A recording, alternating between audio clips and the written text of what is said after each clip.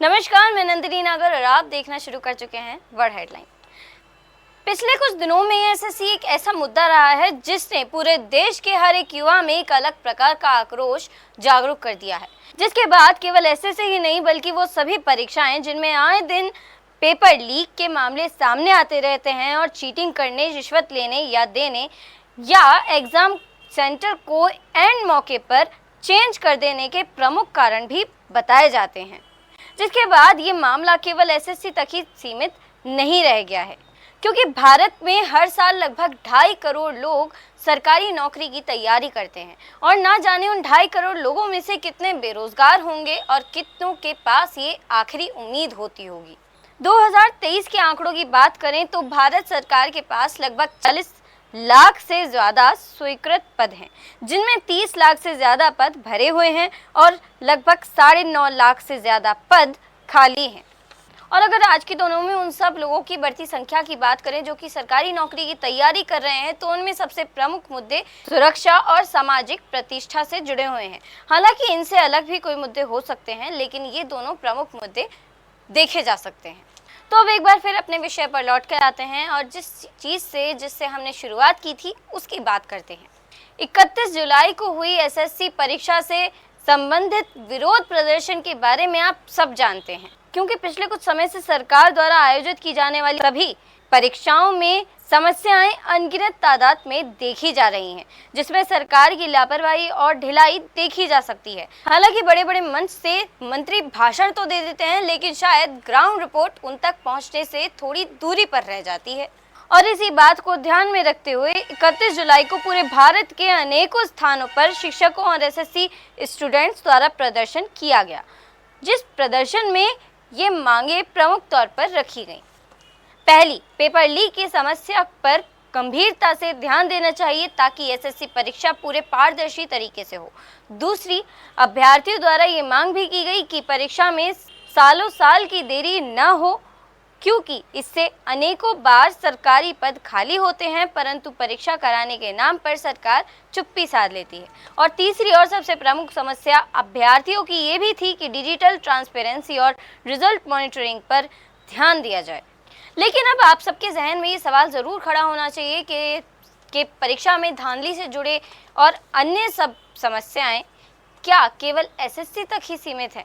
जवाब है नहीं, क्योंकि सरकार द्वारा आयोजित परीक्षाएं जिनमें केंद्रीय स्तर पर प्रमुख नौकरियां कुछ इस प्रकार हैं, जिनमें UPSC civil service exam, SSC CGL, SSC CHL, SSC MTH, SSC GD constable, UPSC CDS, PUSC NDA, IBPS PO, IBPS RRB, IBPS clerk, SBI PO clerk, NIPC. और अगर राज्य स्तर की कुछ प्रमुख परीक्षाओं की बात करें तो वो कुछ इस प्रकार हैं।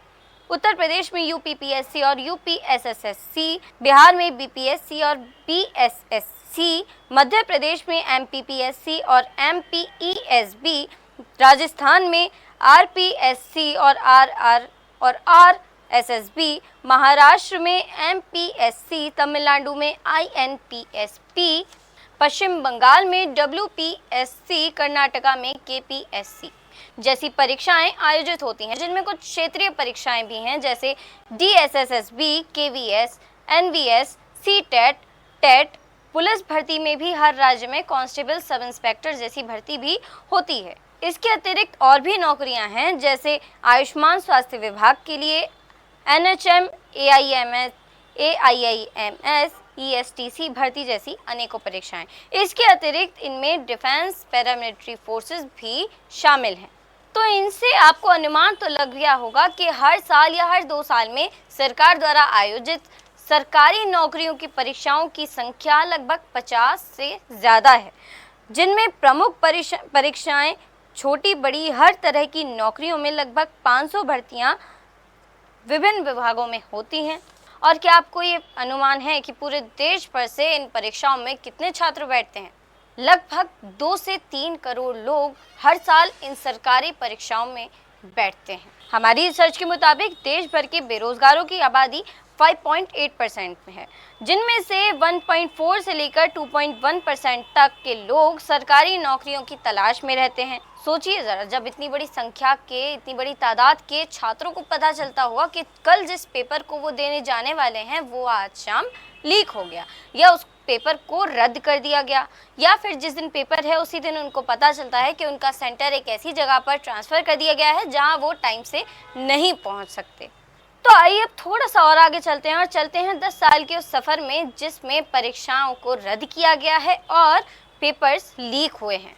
लेकिन उससे पहले हम आपको बता दें कि हम आपके सामने जो भी आंकड़े पेश कर रहे हैं, जो भी आंकड़े पेश कर चुके हैं, वो हम India today, the times of India, global governance के माध्यम से इनके आंकड़े प्राप्त करके हम आप तक पहुंचा रहे हैं। इंडिया टुडे की रिपोर्ट के मुताबिक 2015 से 2018 के बीच रीट 2016, बिहार टेट 2017, AIIMS और MBBS 2017, Haryana judicial services exam 2017, ये सभी पेपर्स लीक हो गए। 2015 से लेकर 2018 के बीच की ये आंकड़े हैं। अब आगे चलते हैं 2019 की ओर। RRB CBT रेलवे एग्ज़ाम में कंप्यूटर टेस्ट लीक हो गया था। BSc Odisha mother tongue exam paper leak हो गया। Bihar board class 10th exam paper leaked, and these figures only are 2019. Now we are moving in 2020. In Karnataka, PU physics paper leaks, and after that paper are postponed. UP board class 12th English paper leaked only 5 hours before the exam. Next, JEE mains 2020 Assam proxy scam, यानी leak नहीं हुआ लेकिन धोखाधड़ी का दर्जा तो मिल ही गया। Now we are moving in 2021. UP TET exam cancelled because paper has leaked, जिसके बाद परीक्षा को 2022 में पुनः आयोजित किया गया। और वहीं दूसरी ओर महाराष्ट्र में MHADM परीक्षा का पेपर लीक हो गया। इसके अतिरिक्त नीट UG पेपर लीक हुआ। GSSSB Gujarat head clerk teacher aptitude test paper leaked हो गया। और इसके बाद अगर हम आगे चल के 2022 की बात करें तो Rajasthan forest guard requirement paper leak हुआ। BPSC 67th competitive prelims paper leak हो गया। OSSC junior engineer civil mains exam paper leak हुआ। उत्तराखंड SSCC वेस्ट बंगाल समेत अन्य राज्य स्तरीय कई परीक्षाओं में पेपर लीक की और रद्दीकरण की समस्याएं और इनसे जुड़े मामले सामने आए। और वहीं अगर अब 2023 और 24 की बात करें तो Telangana assistant engineer requirement paper leak हुआ। Assam HSLC class 10th general science and English paper leak हुआ। Maharashtra HSC math chemistry physics में निजी इंस्टीट्यूशंस में पेपर लीक हुआ। राजस्थान रीट पेपर लीक, जिसके कारण अन्य परीक्षाओं की भांति इस परीक्षा को भी रद्द कर दिया गया। UPSC ROARO प्रिलिमिनरी की परीक्षा भी रद्द हुई। UGC नेट परीक्षा में एक दिन बाद परीक्षा में पेपर लीक का संदेह होने पर परीक्षा को रद्द कर दिया गया। नीट UG पेपर लीक हुआ। इसमें रद्द करने की बजाय स्कोर को काटने की बात बताई जा रही है। UP police constable requirement paper leak, जिसके कारण लगभग 43 से 48 लाख अभ्यर्थियों पर इसका प्रभाव भी पड़ा।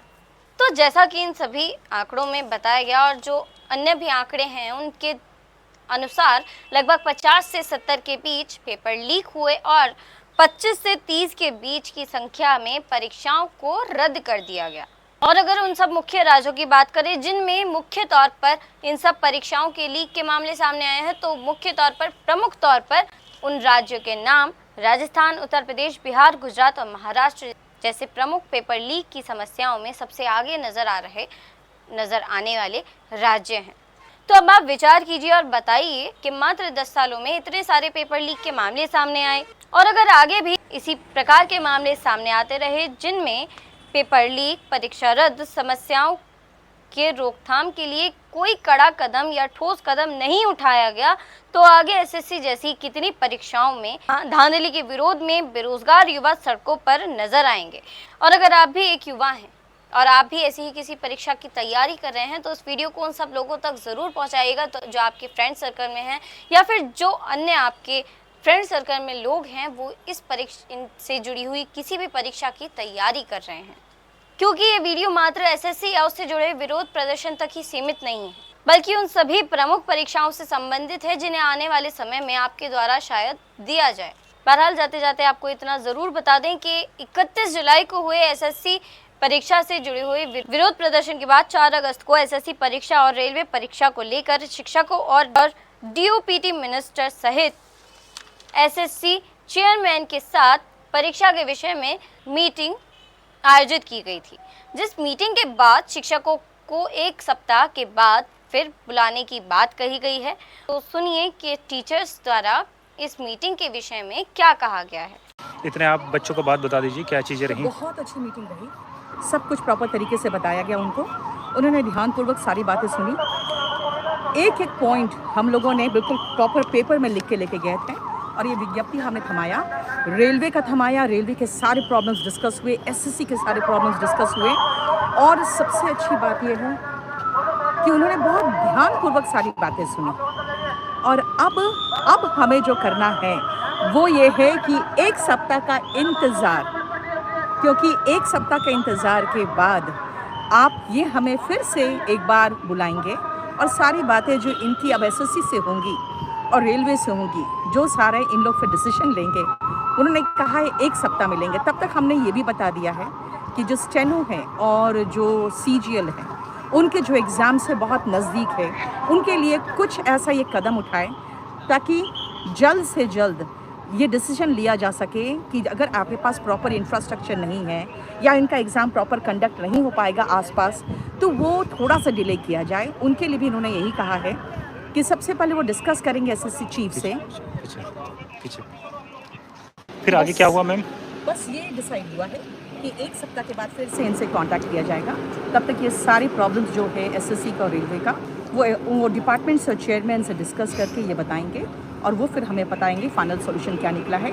सभी बच्चों का कंसर्न इन्हें पता है, थोड़ा सा 1 सप्ताह का टाइम कहा है उन्होंने, इंतज़ार करिए, हम पूरी कोशिश में लगे हुए हैं। Thank you.